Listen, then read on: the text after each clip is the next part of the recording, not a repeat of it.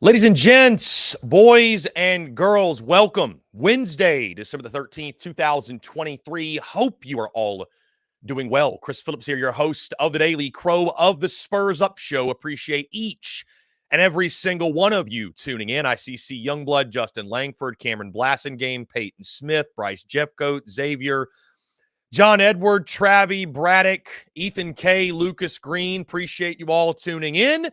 The Rocket has landed in Columbia, South Carolina. Rocket Sanders picking the Gamecocks. We'll talk about all that and more. Also, another welcome home from Shane Beamer has come out this morning. The good times are rolling on in Columbia, South Carolina. Also, guys, much more to get into here on this Wednesday. We're breaking down all things Cotton Bowl. I'm previewing Missouri and Ohio State. Also, of course, end of show. We're taking your questions, your comments, and your voicemails in our daily mailbag segment. So be sure, guys, you leave us your questions, comments, thoughts all throughout the show, and we will get into those at end of show. And guys, we're kicking things off on the show today with our good friend, Billy Derrick of VandySports.com to talk all things Vanderbilt football in 2023 and look ahead of the future for Clark Lee's program as well. So again, be patient. I promise you, we're going to get in the Rocket Sanders stuff.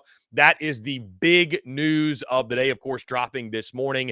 Matt Zenitz over at 24/7 Sports, also Pete Nakos of On3 releasing that information. I don't think there's an official announcement from Rocket Sanders yet, but it is all but official that Rocket Sanders will be the new Gamecocks running back. Also, South Carolina picking up Attaway from North Texas. I believe it's Oscar Attaway from North Texas. So the running back room has completely been revamped, been retooled, and again, really excited to talk about that. But guys, in the meantime, like I mentioned, we are going to kick things off.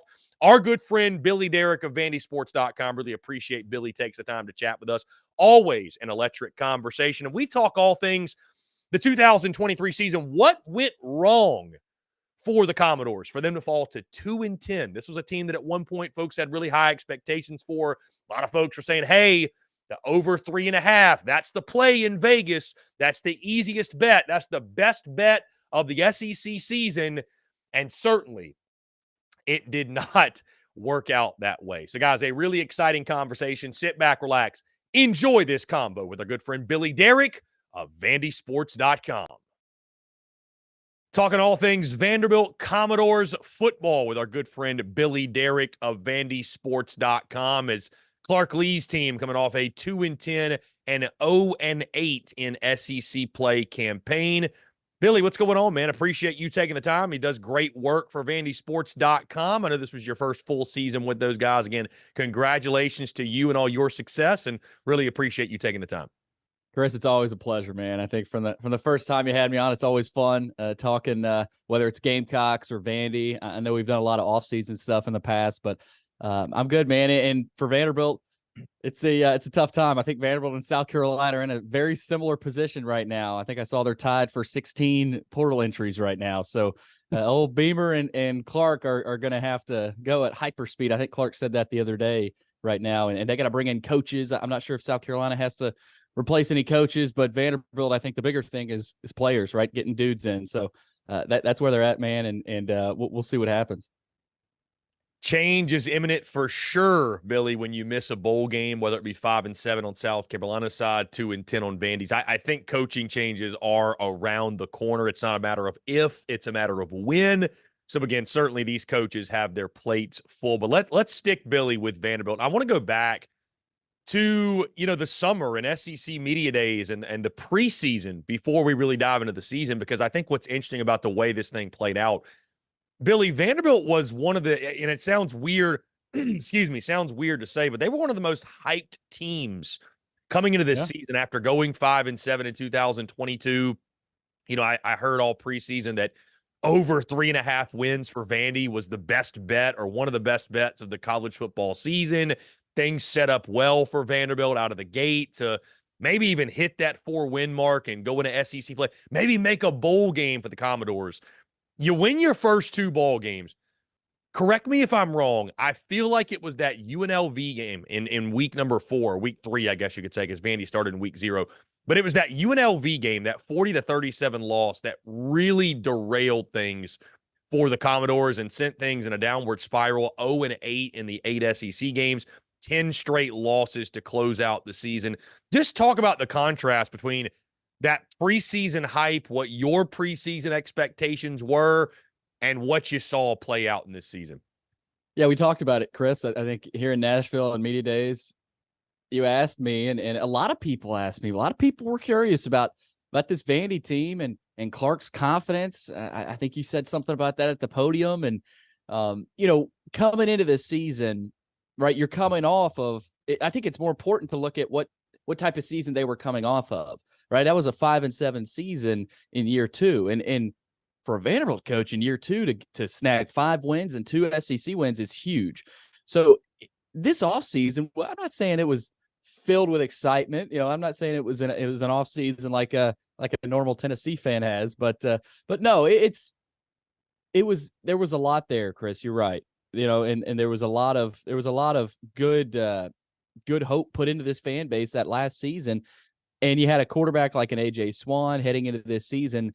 You put a lot of trust into him. And I think that's where I go to. I'm not putting it all on the quarterback, but I mean, let's face it, Chris, that's the most important important position on the field is the quarterback. So, and Swan, he started off, I thought he started off okay, right? That's the thing. After the first 2 games, you're like, okay, they played in week 0.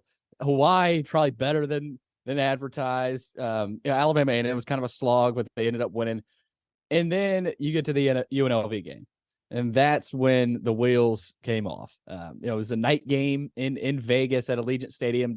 Not the best crowd, but their fans, credit their fans. They had a great season at UNLV under Barry Odom, and they end up almost winning their conference. So, yes, it was a better than advertised UNLV team, but like Arkansas, did against BYU, you can't do that. That can't happen. You're an SEC program. And so you're right, Chris, that's where it came off. And I think that's where a lot of people started to really question this coaching staff. Late in that game, there was a timeout called. UNLV was going to be content to run the football with under a minute to go. I don't know if you saw it, but at about 45 seconds, a Vanderbilt player called a timeout. And I had heard that a coach told that player to call a timeout. Like I said, UNLV was content to let the clock run out, go into overtime. So was Vanderbilt.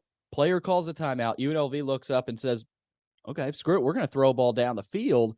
And they beat one of the freshman corners for Vandy, and they end up setting up a game-winning field goal. So just really poor mismanagement of a game against a team that you should beat. And you really, quite frankly, heading into the season, we thought that would be not a convincing win, but a fairly comfortable win, and you could head into that Wake Forest game with some confidence. So, yeah, Chris, it was a tough year for them, and I think they learned a lot. I think I've talked to a lot of people. Yes, there was a lot of expectation, like you said, but everybody I've talked to has said maybe this is a blessing in disguise. Now, maybe I'm completely wrong and this blows up. They have a 3-9 season next year, but sometimes you need that just awful season to really blow some things up, change your mentality. They got to bring in a new strength coach, of course, offensive coordinator, quarterback. I'm sure we'll get into all that, but yeah, you're right. Chris, we talked about it, man. We said we like this team as maybe another 5-win team, maybe get to 6. And it just didn't happen, man. They weren't competitive in SEC play. I think that's the biggest thing too, right? So, I mean, that South Carolina game was a great example of, you hate to say a team gave up, but it's all they packed that in the fourth quarter. You didn't see a ton of effort. And then Tennessee, you saw some fight. I think you saw some of that chippiness again that Clark Lee wants. But no, you're right, Chris. And I think, like I said, that Carolina game was indicative of a lot of the SEC games, just uncompetitive, and all of a sudden you're staring down another season like that if nothing changes, right? You gotta go Portal Palooza here if you're Vandy. So no, it's totally different from the expectations last year, and we'll see if that changes. Right now there won't be much, right? So maybe it's the opposite. Billy, what's the mood right now around Clark Lee? I mean, again, he's a Vandy guy. He understands the challenge that is winning at Vanderbilt and meeting expectations. Not that they're crazy high expectations, but he gets it, I feel like, right? And Clark Lee is a guy that seems like he's beloved across the SEC. I'm a big Clark Lee guy myself. I've said it many times. Think he's good for Vanderbilt football, but I mean, we saw it this season in Columbia. We saw it in Fayetteville. We've maybe seen it in Nashville. It doesn't matter how well liked you are, you're this guy or that guy or where you cut your teeth. No coach is immune to the effects of losing. So, what is the vibe around Clark Lee? I know the administration obviously has voiced their support behind him. And I know the expectations, again, at Vandy, they aren't sky high, but again, nobody's immune to losing. So, overall feeling and vibe from Commodore Nation when it comes to their head coach? It's not great. I mean, you said it. He's a Nashville guy. He played at Vanderbilt. This is where he wants to be, right? I think he said if you cut him open, he bleeds black and gold, right? I mean, he wants this to be that legacy job for him. This is it for him, right? I mean, if he fails here, I don't know that he gets another head coaching job. And again, maybe he would, but that's where they're at right now, and it's not great. And Chris, this South Carolina fans, of course, not happy with Beamer right now, but one season can change that. One player can change that. One quarterback can change that. I think in this age of the portal, there is a little bit of hope, and I think the NIL boost that they have gotten in the recent week or last couple of weeks has been encouraging. But Vanderbilt has, I think there's a lot of older fans that will still pay attention, and I think they're trying to grow their younger fan base. But there's a lot of fans that they're in that mode of we'll see it when we'll believe it when we see it, right? We got to see that progress first, and they got progress last year. But after a 2-10 season, Chris, after that, and it was so much. I keep going back to all that preseason hope, right? That hope that maybe Vanderbilt football is on its way back, and to go 2-10, you put yourself in a tough position, right? And I think Clark, I could tell he was stressed a lot this season, and their coaching staff. It's a young staff. I don't know if Beamer's staff is very young, but when you have a young staff in the SEC, man, it's tough when they're throwing out freshmen and sophomore players. So just a young program overall. And I think the construction going on at that stadium is indicative of where they're at as a program, honestly. And coach said that, I think, I don't know, 3-4 games into the season, he basically kind of admitted we're a work in progress. Similar to our stadium, we're constructing our program, and we're not done yet. We're not there yet, right? And like the stadium, they're not even halfway there yet. So I think the administration is going to give him time, but if they have another 2-10 season, Chris, that won't be good for the future. I think they need to get close to I think if they get close to a bowl, and if they don't get to a bowl, you got to be competitive, man. You got to be in those games and in the fourth quarter with a chance to win in Columbia, or go down to Gainesville and fight your tail off and lose by a score. They were not competitive this year. I think that's the biggest thing they want to see. And this well, man, like you said, when you win, it doesn't matter how you win in the SEC. Like, I look at that Beamer that a couple of years ago when they beat Vandy, 17-16 with a former grad transfer quarterback. I mean, whatever it takes, man, I think that's where they're at, right? They're kind of in a do or die type mode. Clark said they're at hyperspeed to move to get a coordinator in here, to get a quarterback. So to answer your question, it's not great, Chris, but I think because he is an alum, because he played here, because people know how much he loves it, and that people trust him, I think there's belief still. But there is a pocket of fans that of course, they want him out. Fire Clark, right? But at the end of the day, man, you got, this is year 4. You got to show some improvement. If you don't, it won't be looking good. Billy, not to open Pandora's box, but I'm curious to get your take on this because I've talked with our good friend Chris Lee off the air, off record. He texted me during the South Carolina Vandy game, voicing some frustrations with not so much the product on the field, but things behind the scenes. So I'll ask you point blank, when it comes to Clark Lee building his program, how much of it is the frustration of his doing and not coaching well, and how much of it is things behind closed doors that maybe is putting Clark Lee behind the 8 ball before he ever even gets started?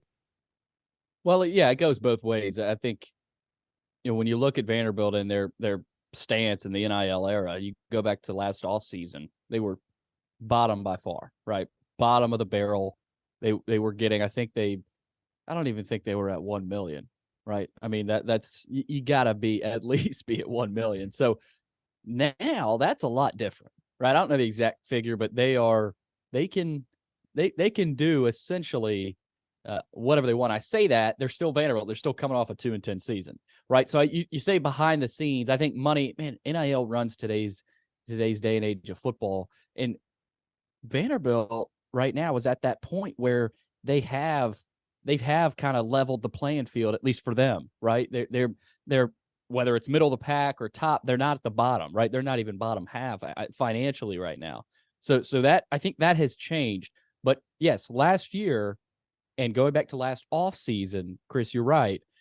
I think it's both on the administration for whether it's a lack of fundraising, but I think that's also on the head coach and general manager, right? You've got to build a roster that you firmly believe will be good enough to succeed in the SEC, right? And I think they got a little complacent. I think there's blame to go with Clark there in roster building, right? And Beamer might have said this year as well, but you cannot get complacent. Kirby and Nick Saban always say that, man. I think after a 5-7 season, that might have been what happened.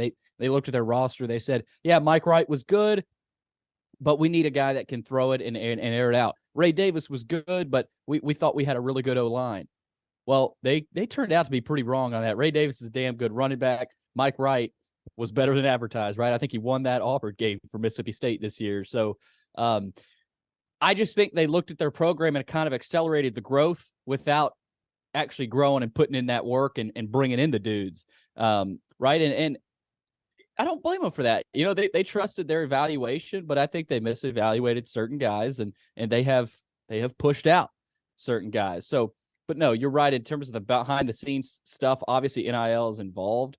But you've also got, like I said, man, the young coaching staff. I think that played a role. And there were definitely pockets of players that, I mean, every year locker rooms will, certain guys will say, I'm out of here halfway through the season, right? They know they're transferring. I think that happened with too many guys, right? There were, and you've seen it, right?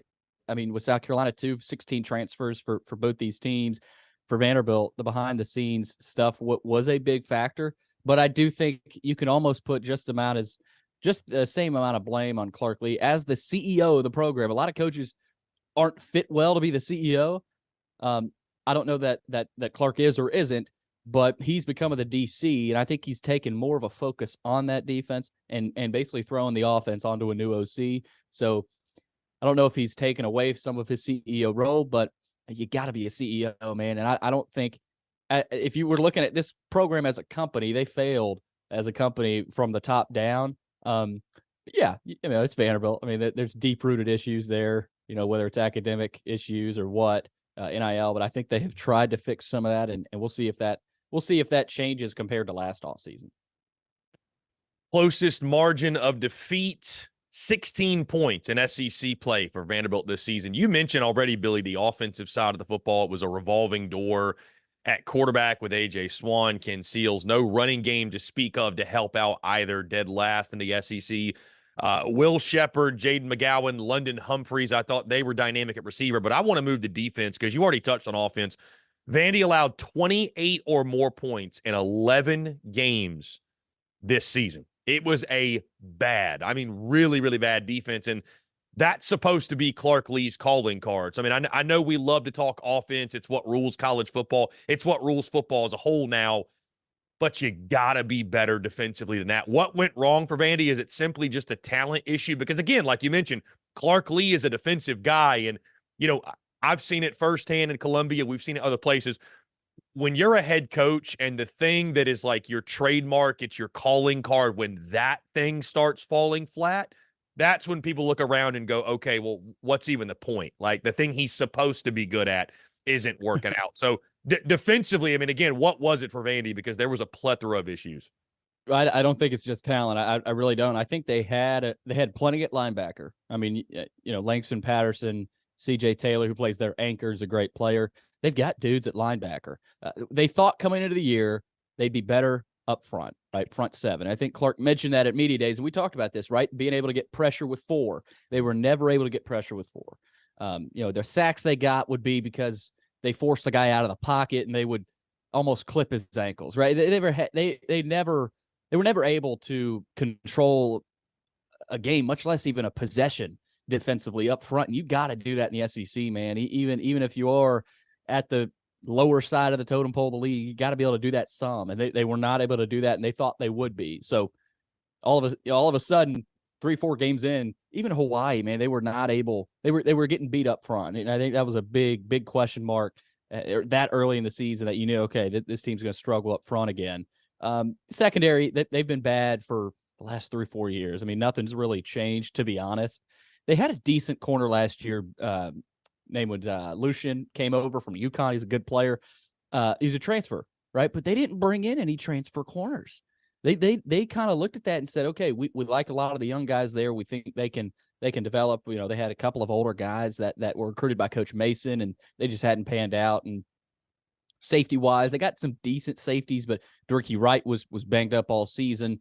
And Jalen Mahoney's a good player, but he had to do a lot. So there were guys playing out of position because they had to do that, right? The secondary was, you're playing freshmen and sophomores, man, in the secondary.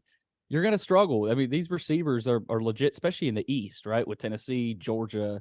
Vandy had to play Ole Miss this year. So we know South Carolina's receivers. So it was just a lot, man. And I look at the coordinator as well. They demoted their defensive coordinator. And I think there's a good chance that Nick Howell, who came over from Virginia and was recommended by Bronco Mendenhall now over at New Mexico, I want to say. So he could be headed to New Mexico. Keep an eye on that, maybe even as their DC. But so, yeah, he's demoted. I think all of a sudden you look at that and you go, okay, they need a coach. They need a coordinator that pulls everything out of these guys, right? He might have been good at LSU or Bama, but Chris, and even you could even maybe say the same thing about South Carolina. You're not getting the same dude. So because of that, you have to pull everything out, right? You've got to, and so if you can't, then you put yourself behind an 8 ball. So Clark, him taking control of that defense tells you, okay, he has kind of said, give me that defense. This is going to be my baby now, because there was a lot of issues on the defensive side, coaching wise, especially late in the season. And I don't want to, I'll tell you some of those off air, but there's a lot of stuff, Chris, that you got to keep to yourself. And I think you've probably learned that, it's fun to talk off air about a lot of this stuff, but making it public is tough. But yeah, you're right about defense, man. They couldn't put it all together. And there were no flashes of hope. Like offensively, Humphreys is a guy headed to Georgia right now. That you had some hope there offensively, defensively, man. They need to change a lot. They've got some good foundational pieces there with CJ Taylor and Patterson both back, which is huge. They lose a couple of safeties. So they're bringing in the portal guys and the high school kids to try to make an impact, and we'll see what happens. But coordinator issues, I think were big there. Whether it was coaching or talent, obviously they didn't have the talent, but I think they had enough to be better, and they weren't good enough. Now, Billy, you've mentioned many times the transfer portal, and I love to say that the transfer portal giveth, the transfer portal taketh. Yeah, it's taken quite a good bit from Vanderbilt. We look around college football, and I mean, there's a lot of guys that are up and leaving for more playing time, or maybe it's a mutual parting, or some coaches are kind of pushing guys out. We've seen, obviously, stars leave. We've seen it in Columbia with Juice Wells, Mario Anderson. We've seen it at Vandy as well. All 3 quarterbacks leave. Will Shepard leaves. Jaden McGowan leaves. London Humphreys leaves. There's a chance that McGowan ends up in Columbia. It feels like there's somewhat of a mass exodus. From the outside looking in, it's really easy to say, hey, the sky is falling. What is the status of the portal at Vanderbilt? How is it viewed, right? I know there's some right now in college football, I think there's smaller schools that look at it as, man, we're kind of a farm system for the big schools. We're a farm league for the rich get richer in college football. Are Vanderbilt fans viewing it that same way? And what is Clark Lee doing to fix it? And what can he do to fix it? You say that and I laugh about, that farm school term. Well, I mean, South Carolina is feeling the same way. You see guys go to Florida State. I mean, it's Vanderbilt is far from the only one. I'll say that. Right. Programs like a Georgia that will pluck kids away, and Alabama, Tennessee, whoever, Michigan, even other they'll laugh at that and go, oh, well, we're plucking these kids away. But as soon as they lose a guy, they're not laughing anymore. Right. This is everybody, man. So I laugh at that and say farm system.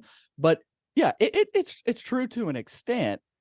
But I mean, let's face it, if they're being offered more money and they're being offered a chance to win more games, what player isn't going to leave the program they're at? Right. I know. I mean, some players love the culture, and I think they may be influenced by their parents. You need to get that degree, whether you're at Vandy or Duke or Wake or Stanford or one of those schools. But man, it's crazy. And you're right about Vandy. Yes, initially there's always that initial first few days of, oh man, what in the world is going on? Why are we losing all these guys? And after a week or so, you settle down, you start to actually look at the guys that they've lost, and you go, okay, Will Sheppard. Let's face it, he was probably a cancer to that locker room. I mean, he was a good player, heck of a player, but you have in a school like Vanderbilt, you can't be as demonstrative, and there was just a lot going on there. So Will Sheppard, I don't think they were upset about him leaving. They did lose a pass rusher, Nate Clifton, who's actually going to USC, but I think is a decent player, decent loss for them. But I highlighted guys. I looked at their roster. I'm sure a lot of guys are doing this. I highlighted guys that I said, okay, they can't lose these guys, right? You cannot lose these guys. Out of those guys, only one of them, man, was actually transferred out, London Humphreys. So I look at that and I go, okay, yes, you lost. You had attrition, right? Clark knew that. Every coach knows they're going to have attrition. 16 guys. Okay, we got a little bit of a hole in our roster. We got 20 high school kids coming in, which means we probably now need to replace those 16 guys that enter the portal with 10 to 15 new portal guys, right? So I don't think the sky's falling at Vandy. Offensively, though, is where I look, right? Defensively, I think they'll be fine. I think they'll get better defensively. I think Clark will take control. Defensively, I'm somehow not worried right after last year, but that's just because of how pillaged the offense is right now. Your quarterback is a guy that has never played a snap, right? If Vanderbilt threw out that offense right now, you got Drew Dickey, I want to say a junior, never played a snap, right? Because they lost their top three guys. Best receiver is a good player, Junior Sherrill, local kid, but like you said, they lost McGowan, Humphreys, and Sheppard. They lost their tight end, but they do like some of the young tight ends. But offensive line wise, man, I don't know that team could beat an FBS team if you threw at this offense right now. So they've got a ton of work to do, man. And so the way they're approaching it is, I think they're offering these kids some fairly good amounts of money. And they're saying, hey, look, we've got openings here. We've got playing time to sell. We've got the city of Nashville to sell. We've got the SEC to sell. Yes, the big negative recruiting tool is that you guys are 2-10, right? What's your plan, right? I think there's a lot of negative recruiting going on with Vanderbilt. I'm sure a lot of other schools. That's honestly, like, a lot of these coaches, they go to these houses, they're like, you want to go to a 2-10 Vandy school, or do you want to come here? Like that, I think that happened a couple of days ago with a Louisville offensive lineman. He was at Yale. And you got to think, if at Vanderbilt, you're able to pull that kid from Yale, he gets a call from Louisville right after the Vandy visit, and he commits to Louisville. So you're kind of sitting there saying, man, that 2-10 season has done some damage, I think, recruiting wise. So they're going to have to get creative. They picked up a Wyoming kid. They got to recruit that they were looking at last year from TCU. So, man, there's a lot still to do, though. And I think there are some fans sitting here saying, man, we don't have an OC. We don't have a quarterback. Don't have a strength coach. What's going on? But fans, at this point, patience is not a strength. I mean, especially during the season, too. But at this point, where are the dudes, right? Where's the new coach? But at the end of the day, you've really got this whole month. December's kind of that big month to do all this movement. And then you get into January, you get into spring ball. But no, they're aggressive. They're being aggressive right now. They feel like they've got the money and the resources, and they think they have what it takes to compete. We'll see if they can do it, because it's one thing to say you think you've got it and you have confidence, but it's another thing to go out there and actually do it. Billy, do you think it's fair going into next season to start hot seat talks around Clark Lea? And I ask this too, because the way we determine that is, okay, what are you doing versus what are yearly expectations? Are you meeting expectations? Are you meeting standards? What are the yearly expectations and standards, or what do Vanderbilt fans think they should be? And I mean, how much pressure do you think there is on Clark Lee to get it rolling and get closer to whatever that idea of expectations is? It's a good question because at Vanderbilt, it's different than Tennessee, Georgia, all the other SEC schools, right? I think he's got a longer leash than most coaches. I mean, it's safe to say. I look at next year though, Chris, and Vanderbilt's administration, they want football to be that front yard of the university. They've publicly said that they want to win in football, right? That the one side of the end zone will be constructed. I want to say South Carolina's coming over to Vanderbilt next year, so that'll be fun. You guys are going to get a look at that at one side, so that'll be done. That'll be done. The other end zone, that'll be done in another year. So we talked about the timing of the construction. That's where the program's at.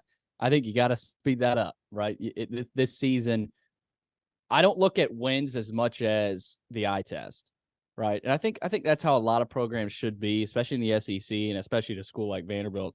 Say they go, 4-8. That's a 2-win improvement. Okay. But say, 4 of those 8 losses were by, an average of 10 points, right? I think that's a different story. You're looking at, okay, they were competitive, just had a few brutal losses, right? I think Vandy and South Carolina have both had years like that. But if they go 4-8 and you kind of eked by a couple of those non-conference wins and somehow you picked off a couple of SEC wins, those 8 losses are a lot like this year, then you'll see the pressure. I believe that. I think that you will see the pressure. But at the end of the day, I think they would probably have to go 2-10 again for them to make a move. I just think there is a lot of belief. I think there's a lot of hope kind of based in Clark Lee. And, I don't see them giving up on it unless it's absolutely just hopeless. Right. And it might even be a situation where if Clark Lee looks at it and goes, I don't see this working here, he'll walk. He's the type of guy that if he firmly believes it won't work, he'll walk away. I think there's still a lot to be done though. You saw Colorado. I know they went 4-8, but you can change an off-season trajectory just like that, man. And so I think that's where they're at right now. But it's a really good question because, who knows, man? Like if they go 5-7, he's definitely fine. I think there are certain wins, like there's a win total. If they get to 5, he's fine. If they get to 4, but a lot of those losses are bad, pressure heats up. 2-10, 3-9. I think we're having a conversation again, right? You can't have another season like this where it goes off the rails. Culture looks iffy at times, right? I think that's a big calling card, man. Culture at Vandy with Clark Lee, right? You're never gonna have all field issues. They had an issue a couple of nights ago with a player downtown. So, man, at the end of the day, Chris, they've got to be competitive. It's the SEC. I get that. You got Texas and OU coming in. But if it's going to work, we're going to see if it's going to work after this offseason next year because you've got the investment now. You've got what you thought you needed. If you can't do it, when are you going to do it? So there's pressure. Yeah, there's pressure, but there's not LSU Ed Orgeron pressure that last year. I don't think a school like Vanderbilt, can cause that on a coach other than maybe Derrick Mason, that last year. But yeah, man, it'll be interesting. Like I said, it's more about the eye test and the actual win column.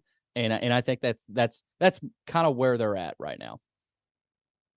Billy was just pulling up the 2024 Vandy football schedule because you talk about, expectations, win totals. We look at, for example, South Carolina. We look at Kentucky, Mizzou. The non-conference slate can help out, right? When you got 3 or 4 built-in wins, if you will. Yeah. I feel like the folks at Kentucky and Missouri have mastered that. They'll start out their season with 4 cupcakes. It seems like be 4-0 out the gate. Vanderbilt's non-conference looks like this, opening up with Virginia Tech in Nashville. I didn't even know that. Va Tech comes to Nashville. Outside of that, it's Norfolk State, SMU, and Georgia State. Those are the 4 non-conference games. So 2 of those should be wins. SMU will be interesting. And then Va Tech, of course, the opener. That one will be a lot of fun as well. Billy, before we get you out of here, man, I appreciate you taking the time, being gracious with your time. Really, really quickly, thoughts on Vandy basketball, expectations. I know they're 4-5 right now. There's some pressure on Jerry Stackhouse. especially when you open the season losing, I believe it was to Presbyterian, if I recall correctly. And I think I saw the guys at the door report take the Jerry Stackhouse bobblehead and slam him on the table and break his head off. And I was like, things are going well in Nashville right now, as you can tell. But really quickly, thoughts on the team. I mean, obviously it's the non-conference is important, but it's conference play that really determines who you are. So, I mean, thoughts on this team? Can they get it rolling, losing record right now?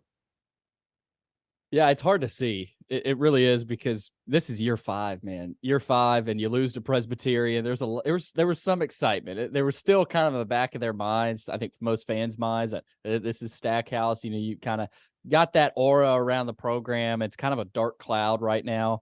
They lost a lot, you know, after last year. Studi, of course, is at South Carolina. Lost a couple other guys that they thought were contributors. Liam Robbins to the NBA. There's just not a ton of hope right now there, Chris. I mean, last year they were in a similar spot, but they had guys like Robbins and a shooter like a Studi. They had more continuity. I think they never have any continuity after any regular season. And to answer your question, no, I don't. I'm not trying to be facetious or anything here. I just don't see it. Yeah, they'll probably. I think the ceiling here is they'll have a few fun games at Memorial. They'll pick off, you know, a few teams here or there. I still see them as a team that maybe, you know, wins 4 to 6 SEC games. I just again, maybe they turn things around. That's the thing about Stackhouse teams. They did it last year. They did it a couple of years ago, where they get deeper into SEC play and they find a way to flip the script. I don't know. I don't see it this year, Chris. But we'll see. We'll see, man. It'll be fun. I don't know if South Carolina plays here, but Vandy plays Jordan Wright at LSU this year on Senior Day at Memorial. And then I think they definitely play South Carolina, so they got to see Miles Studi. So a lot of their guys that have landed at SEC schools, they got to play this year. And yeah, that's kind of another thing. You know, they had good players, you know, and to land guys at other SEC schools, that tells you he's getting decent talent. I just don't know that they're really picking up a lot of his principles offensively. We'll see if they get to a point where they do this year. But Chris, I'm not buying it. I'll believe it when I see it. Like I said earlier. Billy Derrick of VandySports.com does a great job talking all things Commodores. Billy, appreciate you taking the time as always. It's always a pleasure. Let folks know, by the way, where they can check out all of your great work.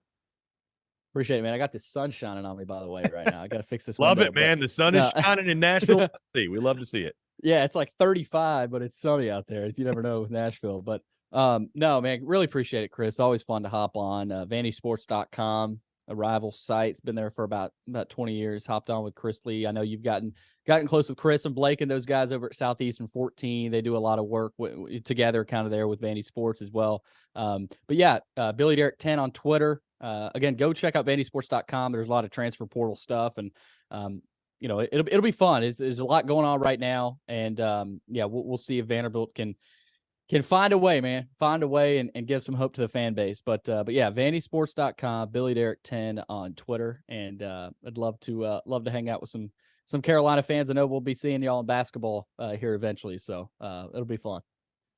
Billy, you're the man. I appreciate you. Let's definitely do it again soon. Appreciate it, Chris. Thanks, man.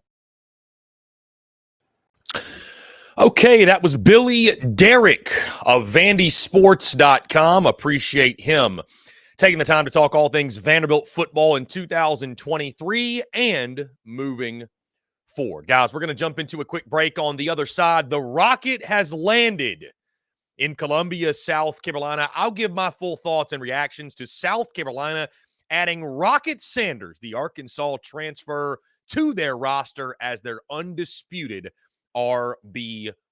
All that and more, guys, on the other side of this break. You're tuned in to the Daily Crow.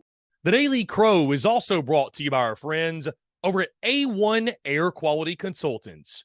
Headaches, coughing, running nose while in the office or just in your home, call A1 Air Quality Consultants to have your air checked today. From Columbia to Asheville, Anderson to Charlotte, they are your breath of fresh air for all of your air quality needs.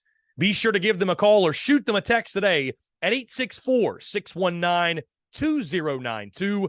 That's 864-619-2092. You can also contact them via email at a1airqualityconsultants@gmail.com. Be sure to check them out. We thank A1 Air Quality Consultants for their love and support of the Spurs Up Show and tell them that Chris from the Spurs Up Show sent ya.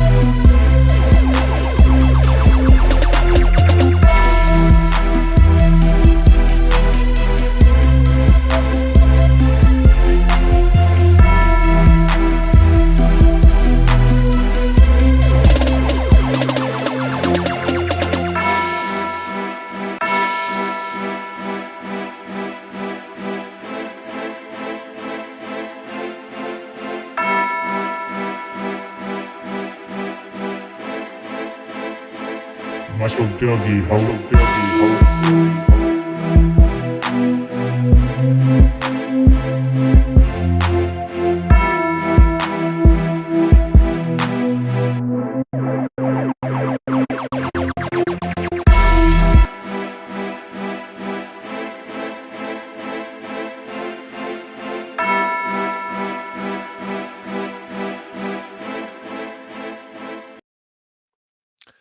Ladies and gents, boys and girls, we are back here on this Wednesday, December the 13th, 2023. Appreciate each and every single one of you tuning in.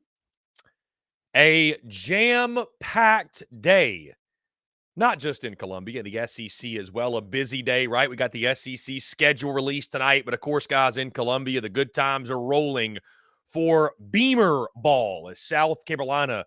The commitments are starting to roll in, guys. We actually just posted. Our good friend J.C. Sherwood of the Big Spur broke this within the last hour, I would say. They are expecting the latest welcome home is Jaden McGowan, former Vanderbilt wide receiver, to indeed transfer to South Carolina. That's the expectation. It is not official yet. I'm not even sure it's really being reported, but again, just texted JC over the break. He did confirm that last welcome home is Jaden McGowan from Vanderbilt. So, over the last 24 hours, 3 have officially come out. Oscar Attaway, the running back from North Texas, Rocket Sanders from Arkansas, and Jaden McGowan from Vandy. Also, guys, really excited. Jumping on a show later today with my good friend John Neighbors. I believe it's 103.7 The Buzz, if I do recall. I will post the link after TDC today, but going to be talking all things Rocket Sanders committing to South Carolina, and really excited to chat with him and go on an Arkansas station, if you will. Looking forward to that. Also, guys, there's rumors of potentially Juice Wells coming back to South Carolina. Could it really be so? Could it really happen? We'll talk about that later in the show, guys. Again, appreciate you all tuning in. Thank you all so much. Continue to leave us your thoughts, your reactions, your questions, of course, guys. Our daily mailbag segment upcoming later in the show. But for now, guys, let's get into the big news that dropped early this morning. The Rocket has landed in Columbia, South Carolina, as the Gamecocks get their RB1. The huge news this morning, Rocket Sanders, the Arkansas transfer, committing to South Carolina. And guys, you look back at his numbers, and we talked about it on a side note about this transfer portal cycle and how pivotal it was for Shane Beamer and for South Carolina, not just to replenish what they had lost in the portal, right? It got off to a really rough start. You've got 17 or 18 guys that have entered the portal. Juice Wells is gone. Then Mario Anderson leaves. Gamecock Nation is scrambling around. Like, are they even going to be able to field a team next year? And we knew that Shane Beamer needed some needle movers, right? It's one thing to get bodies. It's one thing to just get some guys. It's another to get a certified dude. It's another to get a dude with SEC experience and all SEC experience. That is exactly what the Gamecocks have gotten in Rocket Sanders, guys. You look at his numbers in Fayetteville in 3 seasons. His second year was the year that he really popped, guys. 222 carries. Again, this was back in 2022. 222 carries, 1,443 yards, 10 touchdowns, 6.5 yards per carry. As I said it this morning on social media, guys, when Rocket Sanders is healthy, he's one of the best running backs in the SEC. I specify when he's healthy because this past season, injuries were a problem for him. 62 carries for 209 yards, 3.4 yards per carry, and 2 touchdowns. Certainly not the season that Razorback fans were expecting. The good news is there's a lot of time before the 2024 season. There's a lot of time for him to get healthy and get up to full speed. But again, guys, in 3 seasons, 398 carries, 2,230 yards, 5.6 yards per carry, and 17 total touchdowns to his credit. Guys, he can also catch the football out of the backfield. Again, in that All-SEC season back in 2022, he had 28 catches for 271 yards, 9.7 yards per catch, and 2 receiving touchdowns. So, guys, you got a back that can really do it all. He's got explosiveness. He's physical. Again, he's an All-SEC caliber player. This was the type of portal land that Shane Beamer needed, right? This was the type of portal get that the Gamecocks had to have. This was the get that I don't really know, guys. I don't think they got last year, right? I mean, I know that Arkansas, supplied Trey Knox, right? You got Trey Knox, the tight end, but he wasn't an all-SEC guy, right? Like, you didn't get those game changers. You didn't get those needle movers, certainly. Rocket Sanders, because he's a name, because he has SEC experience, because he's had legitimate success in the SEC. This is exactly what we said South Carolina had to have. Guys, I also reached out to some of my Arkansas buddies this morning, asked them, said, hey, what can you tell me about Rocket Sanders? What's your opinions on Rocket Sanders, the type of player he is, and he was in Fayetteville, and what South Carolina is getting? My good friend John Neighbors of Locked on Razorbacks had this to say. Speed, size, and strength are elite. Played wide receiver in high school, so great hands out of the backfield. Does have issues staying healthy, and field vision has lacked at times. Overall, though, when he's healthy, he's as good as any running back in the country. Our friend Ty Richardson over at ESPN Arkansas, he had this to say. If he's healthy, right, they mentioned his health because he was hurt all year, but if he's healthy, guy is an all SEC back. Put on too much weight on this offseason, probably needs to slim up a little bit, okay? Also said it might help South Carolina if they want to land KJ Jefferson. Again, these are two guys who watched every snap of Rocket Sanders' career to this point. Guys, the bottom line is this. The Gamecocks, without a doubt, got an all SEC caliber running back. And again, this was the needle mover that Shane Beamer and company had to have. Again, it's one thing to land guys, to get guys. It's another to get a certified dude at the position. And we talked about it all last offseason, during the season, right? Monterio Hardesty, his seat, all of a sudden, has his seat cooled off? I mean, at this point, guys, after you pick up Rocket Sanders and Oscar Attaway, and you've got Matthew Fuller coming in, and you've got Dontavius Braswell returning, maybe Monterio Hardesty isn't going anywhere. Just maybe. Just maybe. This certainly throws a wrinkle into that conversation, no doubt. A different dynamic, if you will. But again, guys, you know, I've been able to over the last couple of years. Obviously, we saw him in 2022 against South Carolina. But I've been able to watch a little bit of Rocket Sanders over the last couple of years. And I mean, again, guys, when he's healthy and assuming he will be healthy, it's a big time back, man. I mean, this is the best running back South Carolina's had in a little while, right? I'm not going to start going through the roster year by year and comparing every single running back, but you've got a legitimate RB1 now. You got a legitimate RB1. There will be no question who RB1 is. And as many of you will point out, and I will point this out as well, guys, now it's about handling the trenches. Whether you believe the guys you're bringing back are going to be that much better, whether you believe the quote-unquote Great Wall of Carolina is going to be assembled and they can pave the way, whether you think you got to go out and get 3 or 4 guys out of the portal, you've got to make sure you take care of the trenches. Because as I just said a couple days ago, and I stand by it, guys, getting Rocket Sanders is awesome. Getting Oscar Attaway for South Carolina is awesome. Getting Jaden McGowan, whoever you pick up on the offensive side, it's great. But if you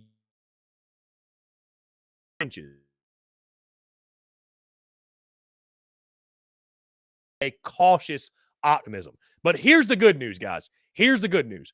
The offensive line doesn't have to be elite. If the offensive line is just serviceable, you got a guy in Rocket Sanders that's an all-SEC caliber player. You've got a truly legitimate all-SEC caliber guy in that backfield. Again, he's got speed, he's got vision, he's got size, he's got toughness, he's got quickness. He can catch the football out of the backfield so he can be a weapon and a threat in the passing game.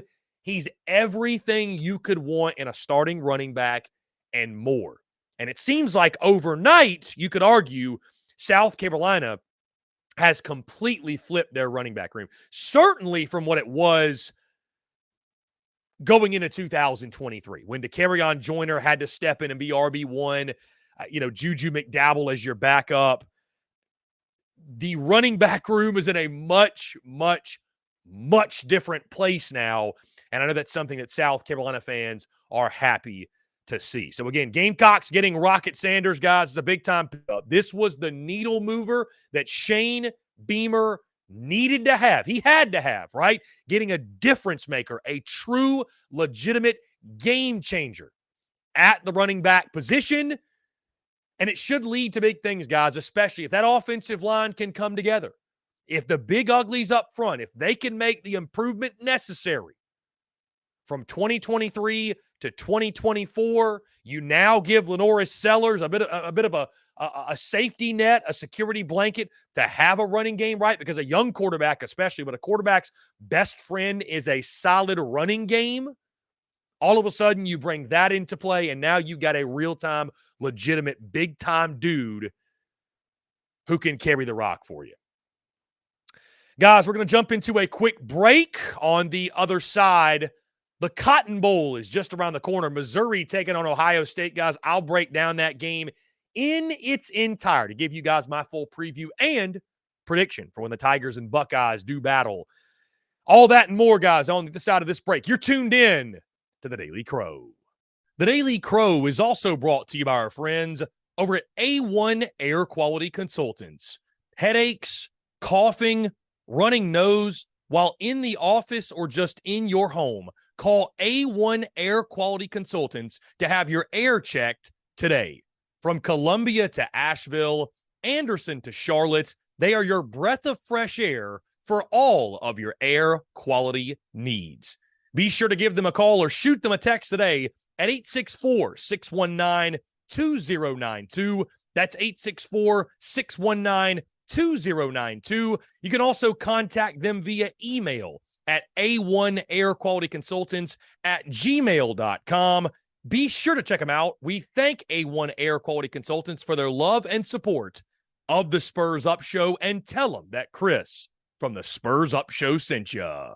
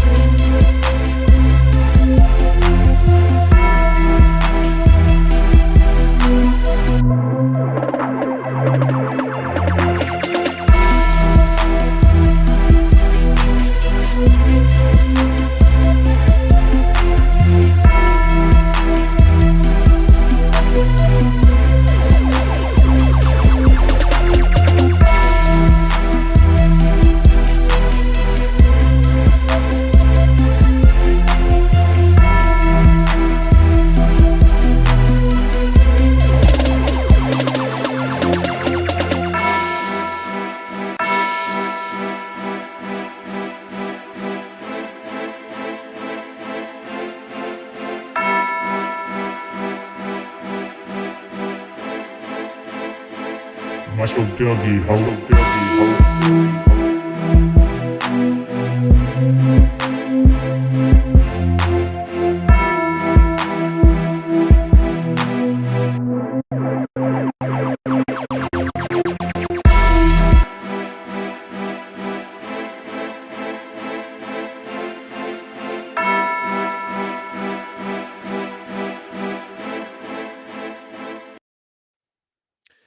Ladies and gents, boys and girls, we are back here on this Wednesday, December the 13th, 2023. Appreciate each and every single one of you tuning in. Again, continue, guys, to leave us your questions, your comments, your thoughts, your voicemails as well. We'll play the voicemails, guys. We get in the final 30 minutes or so of the show. Really excited to hear from you. I know this is an exciting day. There's a lot of moving pieces. It seems like it's all happening somewhat at once, right? With all these welcome homes and a lot of commitments for South Carolina. We've got more portal movement. We just found out Walter Nolan is going to visit Ole Miss this weekend. So a lot of exciting stuff. Also, guys, tonight we're getting the 2024 SEC schedule for every single team. Yes, that includes Oklahoma and Texas. Looking forward to that. But again, a big day for the Gamecocks, picking up Rocket Sanders, picking up Jaden McGowan, Oscar Attaway last night, and I'm sure there are more to come. So again, good times are rolling for Beamer Ball. And in the meantime, we keep the conversation rolling, guys. The Cotton Bowl at AT&T Stadium in Arlington, Texas takes place December the 29th at 8 p.m. Eastern Time. The Ohio State Buckeyes taking on the Missouri Tigers. This is a top 10 matchup, guys. And I think you could honestly argue this is the best bowl game of bowl season, excluding the college football playoff. Like, purely just bowl games, I think this is probably the most intriguing. I think this is probably the best game, certainly from the SEC slate. Again, outside of Alabama, Michigan, this is the best game, in my opinion, on the docket when you just think about what's at stake, what's on the line, which again, we'll talk about that in just a second. Missouri, believe it or not, guys, is a 2.5-point favorite in this game. The over-under set at 48.5. This game opened Ohio State as a half-point favorite. Again, it has swung to Missouri minus 2.5. And I think a lot of folks in the SEC, some Arkansas fans, some Gamecock fans, they'll look around and go, how in the world is Missouri favored over Ohio State? Well, I think that also goes into the theme of Missouri being slept on this season, of people underestimating Mizzou. You really have to accept that Missouri is a damn good football team. They are a top 10 football team in 2023. And again, they find themselves as nearly a field goal favorite in this game. And guys, as we move into our top storylines for this ball game, again, a top 10 matchup in Arlington. And guys, for Missouri specifically, it is the chance to cap off a special season for the Missouri Tigers. I mean, guys, who in their right mind had Mizzou winning 10 games this year? Who? I'll give one person credit that I saw over the summer make this pick, and that is Cousin Shane over at That SEC Podcast. That man deserves a medal for that, because you know what? He called it. He went against the grain. He said, you know what? I like this Missouri team. I'm going 10 wins. I think they can win 10 wins. I'll give him credit. Guys, this is one of my coldest takes of 2023. I had Mizzou at 6-6. I did not believe in Eli Drinkwitz. I did not believe in Brady Cook. To be fair, by the way, when we taught Missouri football and we brought the Mizzou guys on over the summer, they were not fans of Brady Cook. They didn't believe in Brady Cook. They thought the backup quarterback should have been the starter from day one. The job that Eli Drinkwitz and company did this season, Brady Cook, how good he was, the performance of the offense with Cody Schrader, what he turned into, Theo Weiss Jr. and Luther Burden on the outside, that defense that was so stingy and so tough all season long. You cannot say enough good things. And guys, I know we live in this era, this day and age of, well, who cares? It's just a bowl game, right? What does it matter? Who cares? Nobody cares about a bowl game. That does not apply here, in my opinion. And I know we talk a lot about motivation factor, and I hate to beat a dead horse and bring that up in every game, but you sort of have to, right? Because it plays a factor. Think about this ball game. You know, for Ohio State, if they beat Missouri in this bowl game, they win the Cotton Bowl, it'll be cool, but will it really matter in the grand scheme? No. Ohio State fell short of their expectations this year.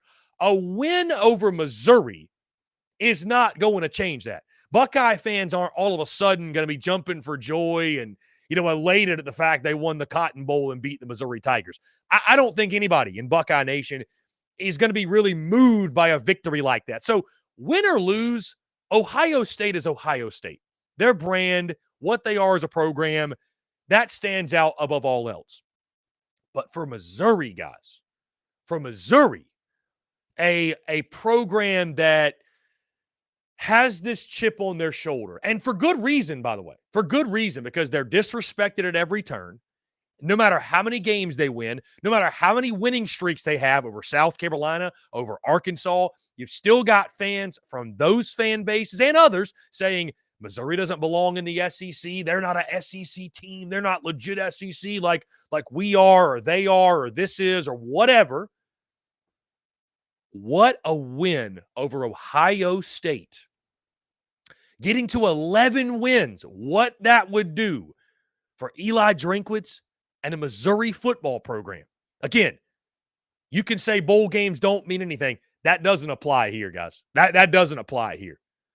And I doubt Eli Drinkwitz, I doubt he got the memo that bowl games mean nothing. I doubt Missouri fans and the Missouri program will have gotten the memo if they go out there and beat Ohio State. Oh, by the way, bowl games mean nothing. BS is what they'll call. And I call BS as well, guys.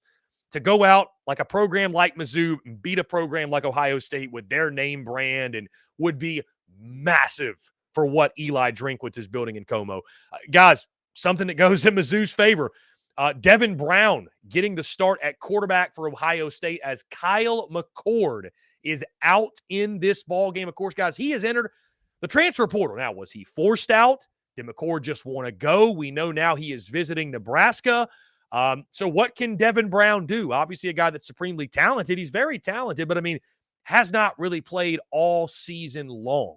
The transfer portal, declaring for the draft, those things have really affected Ohio State. And again, it affects them at the most important position on the field. That is the quarterback position. Guys, and the big storyline for me, I know we talk a lot about Brady Cook, but going in this game, I'm saying let Cody cook. Cody Schrader, who was fantastic for Missouri this season. On the offensive side, guys, it starts with the running game. Again, I think you could argue Cody Schrader, guys, was the best running back in the SEC this year. He won the Burlsworth Award, which is the best former walk-on award. He averaged 196 yards from scrimmage, 6.3 yards per carry. Guys, he even ran for 112 yards against Georgia, one of the best defenses in college football. So Cody Schrader is their dude. When things are working out well, Cody Schrader's productive, and he's been productive a lot this season. So really excited to see how Ohio State keys in on Cody Schrader and what Schrader can do against that Buckeyes defense, because, again, it starts with Cody. Let Cody cook. Guys, on the other side, how does Missouri slow down Marvin Harrison Jr.? That's a big matchup in this game. Chris Abrams' drain is going to be tested, and I mean tested a lot in this ball game. Maserati Marv will be featured early and often. Of course, you got a guy like a Devin Brown, young quarterback, hadn't played a lot. He's going to lean on running game, but when he throws the football, you best believe he's going to go to his top target, and that guy is Marvin Harrison Jr., the best wide receiver for what my money's worth in college football. That matchup on the outside, going to be a lot of fun. And, guys, I already talked about it, but the motivation factor, I think, again, in a game like this, it's really something you got to consider for a program like Ohio State, right? They were all set on, we got to beat Michigan, we got to make the playoff, and then you don't. And then you get left out. And guys say, well, the ultimate goal is out of the picture. I'm hitting the portal. I'm declaring for the draft. I'm doing this. I got one foot out the door. Coaches are leaving. Players are leaving. Whatever. For Missouri, that entire two deep practically is intact, guys. Heck, Missouri's out there picking up guys in the portal. People looking at Mizzou like, man, I want to go there, man. I want to go to Missouri and go win big. So they've got their full squad ready to go. Motivation levels are at an all-time high. Ohio State is still one of the most talented teams in college football. But, guys, I think there's a reason you're seeing Missouri favored in the game. I think that's a big part of it. I think roster tension and keeping the guys together for the game. Also, the motivation factor of, again, does Ohio State really want to be playing in the Cotton Bowl? I think you could argue no. That being said, guys, brings me to my prediction for this one. Again, Missouri and Ohio State, December the 29th, 8 o'clock kick on ESPN in Arlington, Texas at AT&T Stadium. A lot on the line here, guys. I mean, especially for Missouri. Again, for Ohio State, you win the Cotton Bowl, who cares? When your aspirations are national title or bust, what does it really matter? On the flip side, you got a Missouri team that whenever Ohio State guys going in the offseason, all of a sudden going into a new SEC with OU in Texas, guys, all of a sudden, we go from talking about Missouri as 500, 6-6. Eli Drinkwitz is the Jeff Fisher of college football, right? What I said a lot over the summer. We go from talking about that to, hey, Missouri is a college football playoff dark horse. We're realistically having that conversation. I love what Mizzou has done this season with Cody Schrader. He's one of the best backs in college football, guys. They've got elite weapons on the outside with Luther Burden, Theo Weiss Jr. Brady Cook has been fantastic this year for them, operating the offense defensively, guys. Again, they're a nasty, stingy defense. They're a tough defense. I cannot wait to watch the matchup between Chris Abrams-Drain on the Missouri side and Marvin Harrison Jr. on the Ohio State side. I do think opt-outs will take their toll in this game. I think Devin Brown, starting quarterback for Ohio State, what can you realistically expect from him? So I think the Ohio State offense will struggle. I think this is a fun back-and-forth ball game, guys, but I think this is yet another game where motivation factor is going to play a big role, and I think Mizzou, guys, has just got far more to play for in this game. Like Ryan Day, his toughest job is convincing these Ohio State dudes that this game matters to Buckeye Nation, convincing these Ohio State dudes that this game matters in the grand scheme of things for Ohio State. Win or lose, Ohio State's still going to be Ohio State. I think Missouri's looking at this game as like, this is our Super Bowl. This is our opportunity to, on a national scale, show that not only does Missouri, quote unquote, belong in the SEC, but that Missouri football is one of the best in the SEC. And I think the Tigers will do that. I got the boys from Como getting the win, lock me in. Give me Missouri 27, Ohio State 23. Again, guys, in a game that I think it's the best bowl game in all of college football, excluding the college football playoff. Tigers and Buckeyes set to do battle in what should be an absolute classic. Guys, we're going to jump into a quick break. On the other side, we're diving into our daily mailbag segment, taking your questions, your comments, your voicemails, and more. All that on the other side of this break, guys. You're tuned in to The Daily Crow. The Daily Crow is also brought to you by our friends over at A1 Air Quality Consultants. Headaches, coughing, running nose while in the office or just in your home. Call A1 Air Quality Consultants to have your air checked today. From Columbia to Asheville, Anderson to Charlotte, they are your breath of fresh air for all of your air quality needs. Be sure to give them a call or shoot them a text today at 864-619-2092. That's 864-619-2092. You can also contact them via email at a1airqualityconsultants@gmail.com. Be sure to check them out. We thank A1 Air Quality Consultants for their love and support of the Spurs Up Show, and tell them that Chris from the Spurs Up Show sent ya.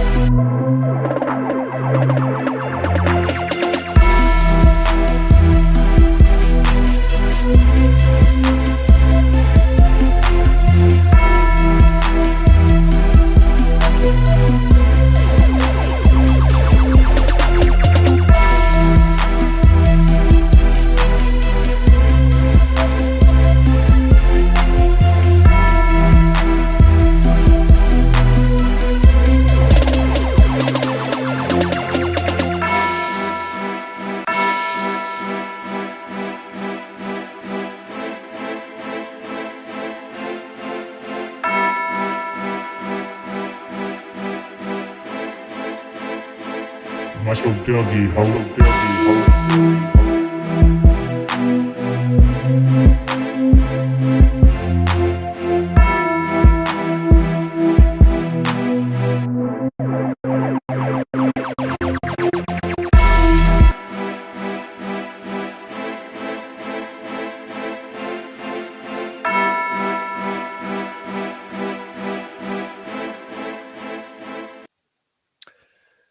Ladies and gents, boys and girls, we are back here on this Wednesday as we get our, give me just 1 second.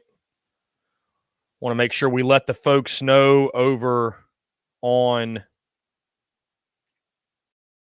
X that we are taking questions, comments, and voicemails. You think I would do this over the break, guys, but sometimes we're just rocking so many different things going on. I'm checking on stuff that, forgot to throw the post up. Okay, here we go. Taking your questions, comments, and your voicemails at 843-790-3377. That's 843-790-3377. Guys, our daily mailbag segment has officially begun. I want to hear from you. I want you to be part of the show. That being said, guys, let's go ahead and jump into it with our first voicemail of the day. Hey, Chris, I think Juice Wells coming back to South Carolina might actually be happening. You know, when you get a running back in like Rocket Sanders and a kid from North Texas and, you know, a few other receivers, you know, he's still a big fish in a small pond at South Carolina, you know, and after I think Xavier Legette kind of showed him he can go in the first round here. And I don't think he's going to really be leaving for that much more money. I think he comes back. But I got a question for you. As far as Nicholas Harbor, what's realistic expectations on getting him developed between now and kickoff of next year? Like, what should our expectations be? Do you think he's catching the ball a lot better? I mean, the kid looked like he might have been just a great athlete trying to play receiver. I'm wondering, is it possible that Justin Stepp gets him ready to be that guy, you know, that just takes the SEC by storm and turns into the athlete we think he is? Or is this something that's probably going to be another year down the road if he's going to turn into the athlete we think he's going to be? Anyways, man, I enjoy your show and appreciate you. Thank you so much, my friend, for the voicemail. Let's first start with the second half of that, in regards to Nicholas Harbor. What are realistic expectations? Should Gamecock fans expect Nick Harbor to be a contributor at the wide receiver position? If that's not the expectation, South Carolina needs to hire somebody else who can make that a reality. Guys, if Nick Harbor by next season isn't ready to be wide receiver one, if he's not ready to be that guy, then what is South Carolina doing from a development standpoint? Because he's got all the physical tools. I know he didn't look like a natural out there at wide receiver because he wasn't a natural. He didn't play wide receiver, guys, in high school. But by next season, Nick Harbor should be this team's wide receiver one, in my opinion. In my opinion, by next season, Nick Harbor should be ready to flourish in that role. So, you know, I'm all for keeping realistic expectations, guys. I really am. At the same time, though, I think it's a realistic expectation to expect Nick Harbor to take a massive step forward from year one to year two. Now, to the Juice Wells thing, this is fascinating to me. This is fascinating. This has taken social media by storm. Our good friend Brad Crawford of 24/7 Sports mentioning, could a return to South Carolina be in the cards? There's been some mention of this on message boards, I believe. People have been texting me about that this morning. Guys, listen, I'd be stunned if this happened. I really would. After everything that's taken place, I'd be stunned if Juice Wells came back to South Carolina. I'll say this too, though. People are asking, should he come back? First thing I'll say is this.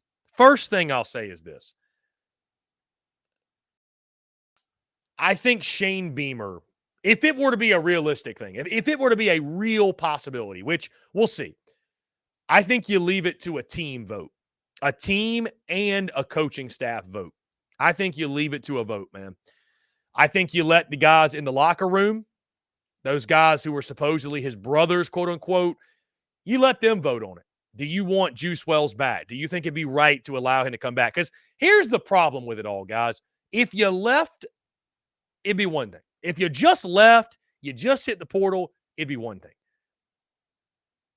But Juice Wells did that and then really crapped on the South Carolina fan base twice. Carolina folks crazy, man. Y'all forgot that? Did Gamecock Nation forget that? I know he's a great player when healthy, guys. I totally get that. I think what's most important, though, is that the people in the building welcome him back. They want him back. Because Shane Beamer's this culture guy. He's a culture coach. Well, if bringing Juice Wells back wrecks your culture or the way that guys view your culture, what have you accomplished? So I don't think Juice Wells is going back. I don't think Shane Beamer would welcome him back. I don't know that he would. I think Beamer's such a loyalty guy, and Shane Beamer's so petty. He's so petty. Like, do you actually think? I mean, how would Beamer address it? How would Beamer talk about it? I mean, I don't know, man. I don't see it. I personally don't see it. From the business scope, though, guys, I would just say, you know what? You're just trying to win games and screw it. You know what I mean? It's the nature of college football. It's crazy. It's chaotic. There's no loyalty. I think you just say screw it and you welcome back a good player and be done with it. You kind of overlook the rest of it. So, here we go, guys. Let's get into your questions, though. Nolan says, because you guys have a lot of thoughts on this. Nolan says, if Beamer takes Juice back after what he pulled this year, he's gone as good in my book. Nolan says he's a top 5 NIL bench sitter. Coach Ford says, I hope Juice comes back. I want zero excuses for Beamer to get 7 wins minimum next year. Nolan says, we'll never know actually what happened between Juice and the team. In my opinion, you tell that man to get gone. Go steal someone else's money. I think there'll be a lot of people like that. That's why, guys, I posed the question this morning. Would Gamecock Nation welcome Juice Wells back with open arms?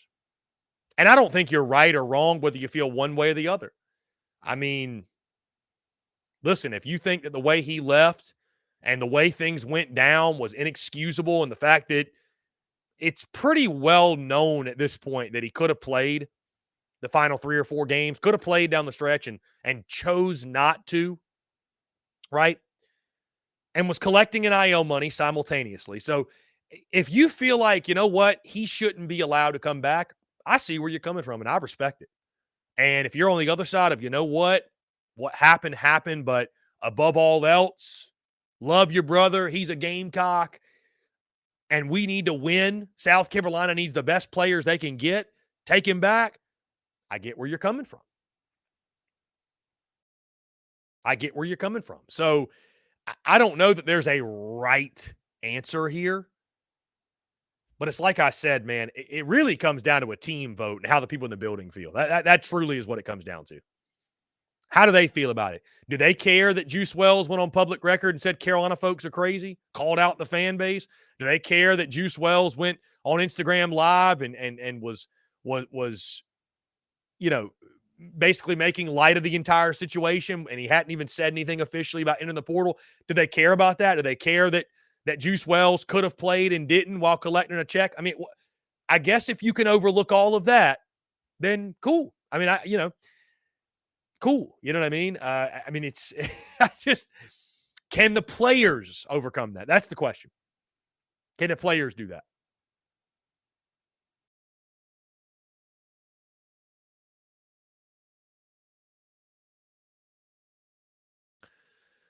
Brewer Nation, take Juice back only if he doesn't get any NIL until end of season and he meets certain goals. That's fair. Brewer Nation, that's fair. Yeah, make him. I mean, Bruin Nation, basically what you're saying, though, is make him operate in an NIL agreement, which they should all be that way. Like, all of them should be dependent upon X, dependent upon Y, built-in incentives for if and when you reach the goals that are set out for you. I mean, Bruin Nation, I think we probably all agree that's how NIL should work, period. Like, right? I mean, that's how it should work. So, let's see.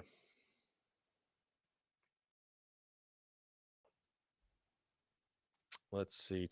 Appreciate you guys tuning in, guys. 843-790-3377. All right, we got another voicemail here. Here we go. Hey, Chris, it's Driver. Beamer Cook. I told y'all to be patient, some of the fan base, and look what he's doing. It's been a great last, 24, 40 hours. But Beamer Cook, that's all I got to say. Bye. John Edwards says, let Beamer cook. Let Beamer cook. Yeah, I mean, listen, the commitments are rolling in. Yeah, the commitments are rolling in. So, absolutely. Let Beamer cook, John Edwards says. I'll just go back to this, guys. Like I mentioned, here's the thing I would say. If you want proof that the most pivotal thing to do to take care of is to fix the offensive line, guys, look at Rocket Sanders this year. Arkansas's O-line stunk, and guess what? Rocket Sanders didn't put up good numbers. Stayed hurt the majority of the year. Their running game as a whole wasn't good. Their offense wasn't good. They were not good. Just goes to show, guys, you can fancy up the windows. You can get a new door. You can, if the foundation ain't worth a damn, it'll crumble.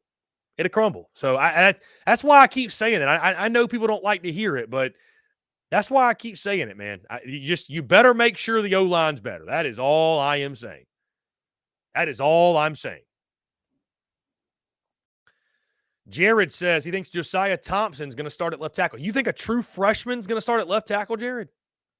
I mean, I know they're good players, but I'll tell you, like I said all season long, starting true freshmen is not the recipe for success in the SEC. Not of the offensive line, it's not. I think they'll play. I think they'll absolutely play. Starting a true freshman at the quarterback's blind side? That's asking a lot, man. That's asking a lot. Let's see. Ethan K. Some interesting perspective. He says taking Wells back would be a desperate move by Shane Beamer. He could have played most of the year, so how will you trust? How would you trust he would be a good teammate this year and not be a cancer? Ethan K., that's a good point. That's a very, very, very, very, very good point. Rob Brown says, South Carolina is not the program that can tell top talent, we don't want you. You know, Rob, I totally get that. I totally get that.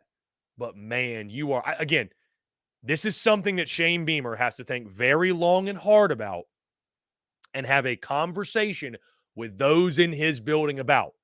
Because, Rob, you are – if you just bring Wells back and the locker room's got mixed reviews on it, but, hey, he's a top talent. But all we've heard about Beamer's culture, right? The culture, protect the culture, build the culture.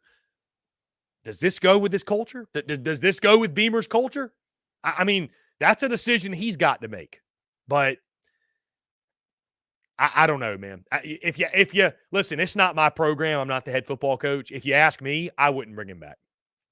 I wouldn't bring Juice Wells back. I just, what's done is done. You bit the hand that was feeding you. I don't think there's any going back from that, man.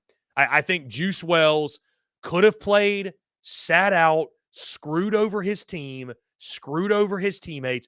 There's something, like, again, this is me personally. I'm not saying that I'm going to go on some tirade if South Carolina were to bring Juice Wells back, because I get it. I don't think there's a right or wrong answer. But if you're asking me what I would do, I wouldn't bring him back. Personally, I wouldn't. I wouldn't. No, I would not. I would not. Dude, this is like Jaheim Bell last year. This is just like Jaheim Bell last year when I said, would you want him back? stand on business. I believe stand on business. You did not enter the portal because you were happy with your current situation. Stand on business. Carolina should stand on business. He should stand on business, and both should go their separate ways. That's the way I look at it. I mean, if he goes back to South Carolina, if Beamer welcomes him back, if the locker room welcomes him back, then so be it. And it'll be maybe, if he actually plays, a great addition for the Gamecocks. But what would I do? And I'm not the head football coach, so my opinion might not mean a damn thing in this situation. I'd tell him to kick rocks. Straight up. I'd tell him to kick rocks. No doubt. Nah, you made your bed. Now lay in it. We're moving on. That's what I would say. Maybe that's just me. Maybe that's just me. So I'm not the one obviously facing a pivotal year 4, but I don't know. That's maybe I'm wrong. Maybe I'm wrong in that situation. But you know what? If they bring him back, so be it. So be it. If they do, then there will be a lot of positives around it for the type of player he is. But Frank says, can someone explain how Kentucky can reload at quarterback, running back from Ohio State, Nebraska, Kyle McCord, South Carolina shopping from the clearance rack of the SEC, JUCO, and D2? Frank, find some joy, Frank. Well, Frank, I mean, Rocket Sanders is a really good one. That's a really, really good addition. So I don't think that's shopping from the clearance rack in any sort of way. I know you would probably agree with that. I mean, I think for the rest of them, man, you have to trust Shane Beamer and company that they'll go out and, find the best. I mean, admittedly, Frank, I'll tell you this to your point. Listen, you guys follow along. You folks like TSUS and like my content because I keep it a buck. I keep it 100. I keep it real. I think Jaden McGowan's a talented player. I mean, I think that's a positive addition, but I'm not sitting here saying Jaden McGowan's going to be a 1,000-yard receiver. I mean, guys, the guy had 0 touchdowns this year. I mean, it's not like Carolina added a Juice Wells. You know what I mean? Like, so, heck, I'd almost be more excited about the Coastal guy. So, I mean, he's an SEC body. I like Jaden McGowan in regards to his skill set. When Carolina played Vandy, that was a guy that we talked about a lot. But, admittedly, like Jaden McGowan, is he going to be an all-SEC player? Probably not. I mean, maybe he will, but probably not. Probably not, realistically. But I will say there is value in getting a guy like that has SEC experience that you can just throw right in the starting lineup. I would probably say Jaden McGowan's going to be a lot like the Amarian Brown role next year. I could see that. I think he's going to fit right into that role. Right into that role. Todd Smith, my question about Juice Wells is, why is he reconsidering wanting to come back to South Carolina? Has he found out the grass is not greener on the other side? That's a great question, Todd. That's a great question. Because from when I talked to my Ole Miss folks, they were 100% convinced, or the staff at least felt like Ole Miss was getting Juice Wells. So I don't know what happened. And again, guys, like, I'm not saying the guys over at 24/7 Sports, obviously they've got sources, but is this? I don't know, man. I'm just really skeptical that this could actually be happening, to be totally honest with you. Let's see. We'll jump back, guys. Got another voicemail here. Let's get into it. Hey, Chris, this is Gamecock Ryan. O'Brien. I got a two-parter for you. Do you think Cam Pringle starts as a true freshman? And do you think we will end up with KJ Jefferson? All right, buddy. Go Cox. Gamecock Brian, I appreciate the call, my friend. He says, do you think Cam Pringle starts as a true freshman? Ideally, no. And I know that sounds weird, but again, if you can help it, you'd rather not be starting true freshmen on the offensive line. Thompson and Pringle will play. If they're the best 5, they're the best 5. But ideally, Cam Pringle's not a starter. I just put it that way. Especially if you get healthy, if you pick up some guys in the portal, God forbid, at offensive line, maybe, just maybe, you're able to lean on those guys. And then KJ Jefferson, what does this mean? Does this help South Carolina get KJ Jefferson? I mean, I don't know, man. KJ hasn't even officially entered the portal yet, although Arkansas folks say that he's going to enter the portal. You know, I don't know. I mean, maybe for the right price, they'd get him. I don't know. That's a great question because KJ Jefferson would not be a guy. I mean, guys, I think we'd all agree. KJ Jefferson would not be a guy that would say, "Oh yeah, I'm coming in to sit behind Lenoris Sellers." I don't see that. I don't see that at all. That would be wild if KJ and Rocket came to South Carolina. I can't fathom KJ Jefferson after his illustrious career, as good as he's been in the SEC, coming to South Carolina and sitting behind Lenoris Sellers. I know that, our good friend J.C. Sherbert, I know others have said Lenoris Sellers will beat him out. I mean, we'll see, but, KJ Jefferson has that one thing that's really valuable, experience, right? So I don't know. I don't know that Carolina is making that a priority to go get him. But it is interesting. It is interesting. Let's see.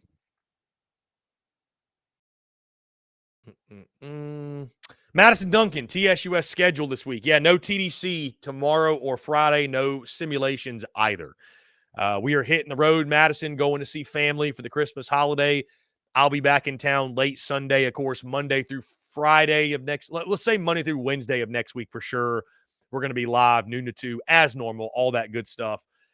Thursday, Friday, I would probably say are TBD. Maybe Friday's just TBD. I don't know. The plan is at least early to mid next week to be noon to 2. The rest of this week, though, no show tomorrow or Friday, no simulation. We'll be active on social media, obviously, but no live show, no podcast either. Let's see. Richard says Cotton Bowl, the what bowl has been for Ohio State. It's a have-to game. We have to go and really don't care, and it will show Missouri by 10 at least. Very nice. I like that pick, Richard. I like that pick a lot. D. Ward says, my pride says to tell Juice to go jump in a lake. But me wanting the best for Carolina possible makes me think twice. He would have to kiss a lot of keister to get back in good graces of the team. I mean, guys, here's the thing, though. Fan is short for fanatical. All Juice would have to do is issue an apology, right? A graphic, a video, whatever. All he'd have to do is issue an apology, and he'd be back in the good graces of Gamecock Nation again. You know what I mean? Like you know that. Y'all know that as well as I do. Gamecock Nation will be all over Juice Wells again. The same people who were dragging his name through the mud, I mean, saying the most outlandish things you can think of, they'd be the same exact ones. The same exact ones. Man, I knew it all along, man. I love you, man. I'm going to get your jersey, man. It's those same people. It would be those same people, man. You know it. All he'd have to do is say, I'm sorry. That's it. That's it.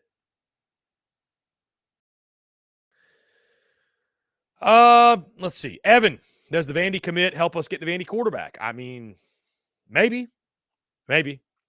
I do think they're going to add a quarterback or two for sure. I don't know who it's going to be. Bruin Nation says, don't waste that much on KJ. Take Swan cheaper and use money for other pieces. I mean, Bruin, I would agree with you 110%.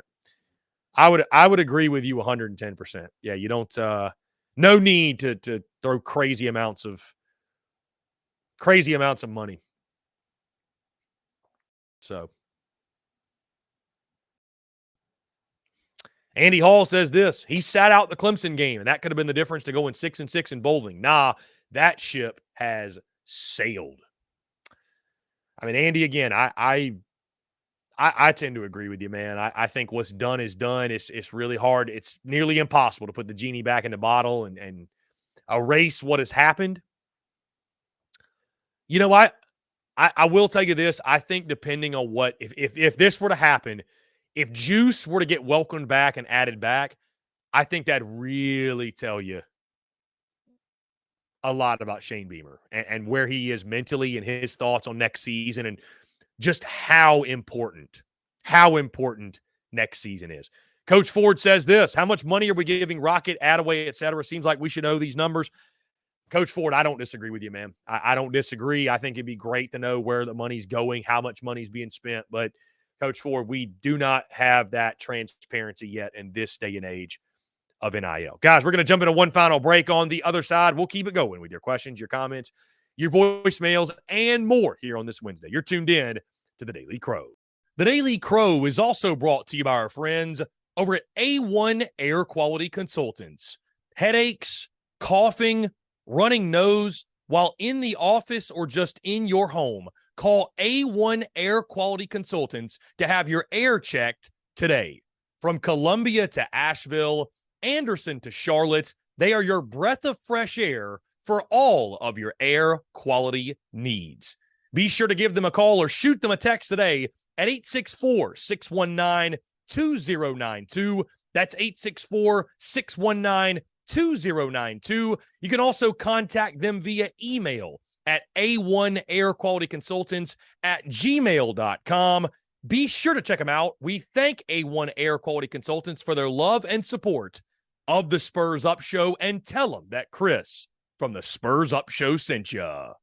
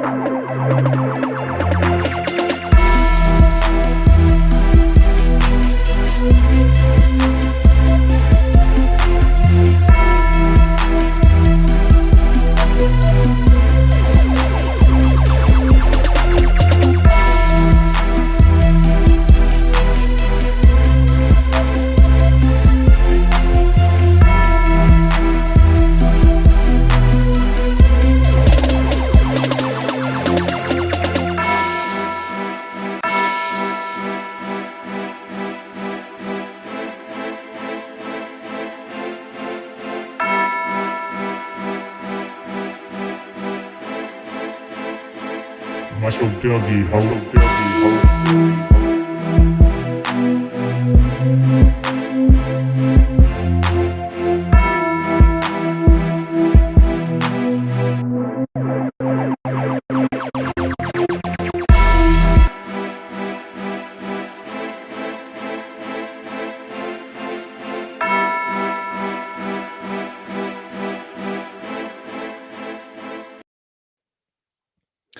Ladies and gents, boys and girls, we are back. Final 10 minutes or so here in the Daily Crow, taking your questions, your comments, your voicemails at 843-790-3377. We're also taking your text, guys. If you want to text that number, feel free to do so. Texter says, it's our good friend Robbie Davis. I just wanted to say that, like you said, I would have the team vote on it and then go from there. I was just thinking about, too, how long has it been since we had a Robbie Davis phone call? Remember those days? Remember those days of daily Robbie Davis phone calls? What a time that was. Frank says, if Beamer takes Juice back and wins 4 games, Beamer can take Juice to his new school. God. Ethan K. Take him back if he donates what he earned in NIL back in the Garnet Trust. Ethan K. That would never happen. That would never happen. Dude Raw for show. We seem to forget Shane kicked somebody off the team for not wanting to travel. I doubt he lets Juice come back. I'll believe it when he says it. Alan Sinkler says to Coach Ford that he heard $240,000. Maybe is that to Rocket? Is that to somebody else? Let's see. Mike Burns just here. Has someone said that Juice Wells wants to come back? Mike Burns, I believe it was on the Big Spur. Tony Morrell and also Brad Crawford of 24/7 Sports mentioned that apparently there maybe is a path to Juice Wells returning. Outside of that, I don't really know, Mike. There's just been chatter that maybe he could come back, and so that's where the conversation is going. So, or has been going, where it came from. Frank, how can you trust Juice at this point? What if he decides to take another mental rest period? Stand on business? No. I tend to think that as well, man. Travie, do you think we get Montague Raines back on the squad? I have no idea, man. That's a school thing with obviously the suspension and everything. I genuinely don't know. Frankie says, every player that we are offering, this is in the Discord, by the way, every player we're offering is from a program that did worse than we did. Fix the O-line. That will make serviceable players better. Not much wiggle room in the schedule next year for experiments. Well, Frankie, they got to add somebody, man. I mean, I get what you're saying, though. I mean, the players you're adding are, Vandy, Arkansas, who was terrible. But, I mean, that doesn't always mean, right? I mean, Xavier Legette was a great player on a bad team. Like, there are great players on not so great teams. And you do just as well as you can to add as many great players as you possibly can. Justin Martin says, Chris, who is seat hot, Beamer or Billy? I think, Justin, you're asking the question that Mark Ryan posed on his show yesterday. Who's got a hotter seat? Shane Beamer or Billy Napier? I would say 110% Billy Napier. 110% Billy Napier because the expectations are much, much higher at Florida in the short term for sure. Let's see. Frank just says Zaxby's. Again, guys, a very, very busy. Travis says Eddie Lewis have another year. I think so, yes. I believe so. Boy, he was a disappointment. That guy didn't play hardly at all.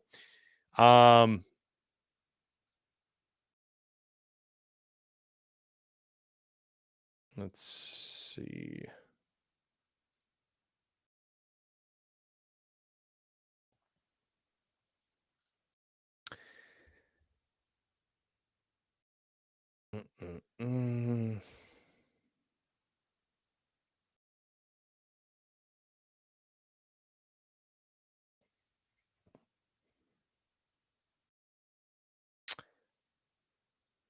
Brad Crawford just writing a headline, why Shane Beamer's 2024 offense for the Gamecocks may look a lot like the electric Arkansas ground and pound from 2 years ago.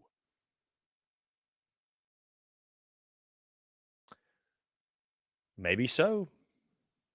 Maybe so.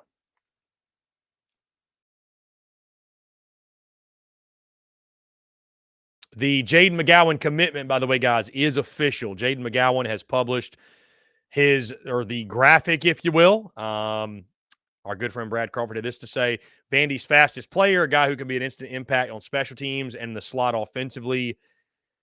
And it's at a position of need too, guys. Wide receiver, running back, are both positions of need. So some big pickups. Now I think, again, you need to bring in 2 or 3 offensive linemen, and I think people will start to get really, really, really excited. So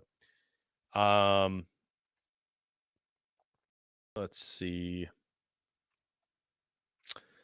Robert Coleman. Let's see. Robert Coleman says, is South Carolina bringing in a transfer kicker or going with the freshman? Robert, I have no idea. I know you've got, Alex Herrera, I think is the guy. So they may just go with him. Our good friend Coleman Hall is in here. Juice Wells to Ole Miss.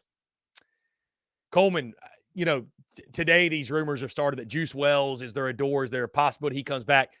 My Ole Miss guys have told me that the staff feels really, really good about their chances to land him. Juice had a visit lined up to Texas and canceled it. So was in Oxford the whole weekend. So I feel like if anybody lands him, it's Ole Miss. So Jared, who are they looking at transfer portal in the O-line? I genuinely don't know. They were looking at a couple of guys, but those guys committed to other schools. So I don't know who's on the target list. Justin Martin, do you like Montana football? Sure. Why not? Bird Toffley, Chris, do you think South Carolina's done recruiting the skill positions in the portal? Will now focus on O-line and D-line. Bird, I don't know that they're done. You can always use depth. You could always use explosive playmakers. But, Bird, I certainly get where you're coming from with the question, because, as we mentioned, you can do all you want with the skill position players or whatever. If you don't have those big uglies up front, again, we are having the same conversation. Like, we're having the same exact conversation. So you got to just make sure the offensive line is taken care of. Again, guys, it's like I said, man, whether you think it's the guys you have on the roster and them getting healthy and that's why the line will be better, or you got to go out and get some guys, you just better make sure it's taken care of. That's it. You just better make sure it's taken care of. That's the biggest thing. So, anyways, guys, appreciate you all tuning in. Make sure you hit that subscribe button on YouTube. Hit that bell icon so you get notifications of when we go live, when we drop new video content as well.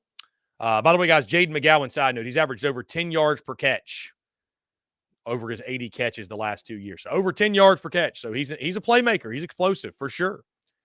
He's explosive, no doubt. Again, guys, on YouTube, hit the subscribe button, hit that bell icon so you get notifications of when we go live and we drop new video content as well. Also, be sure to subscribe to the podcast. Check out the podcast on iTunes, Spotify, Google Podcasts, wherever you get your podcast. You can check us out there at The Spurs Up Show.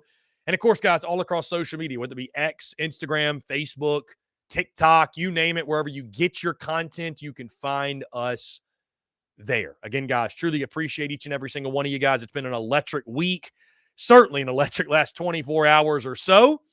And as I mentioned, there's no TDC tomorrow or Friday. We are hitting the road, traveling, seeing family, taking part in some Christmas festivities. We'll be covering tonight, though, the SEC schedule release. Really, really excited for that, guys. Really looking forward to it. The schedule release that will take place at 7 o'clock tonight. So stay tuned to social media. We'll have all the updates that you need there when it comes to the SEC scheduling. A lot of exciting things happening, guys. Appreciate you all. Thank you all so much, guys, for the love and support for the business, from the content side, the live show, the merchandise, social media, guys. You guys are there every single step of the way. TSUS would not be what it is or what it's becoming without your love and support. Truly. Truly. Those in the Discord, thank you all so much again, too, for your love and support. Appreciate you guys engaging. With that being said, guys, we have hit 2 o'clock. Let's see, one more thing here. This post coming out, let me see what this is. If I can get it to open. Here we go. In Ohio versus NCAA, Judge John Preston Bailey issues a temporary restraining order for the next 14 days that grants immediate eligibility to any college athletes currently seeking it via a multi-transfer waiver. Next hearing is scheduled for December the 27th, 2023. So, I think that kind of opens the floodgates even more, I guess, when it comes to the transfer portal and the madness. Guys, with that being said, we're going to get out of here. Again, thank you all so much for the continued love and support. No show tomorrow, no show Friday, no podcast either. So we'll catch up back with you right here on these airwaves next Monday. But in the meantime, guys, appreciate you all tuning in. Enjoy the rest of your Wednesday. Enjoy your weekend as well. And we will talk to you all again soon.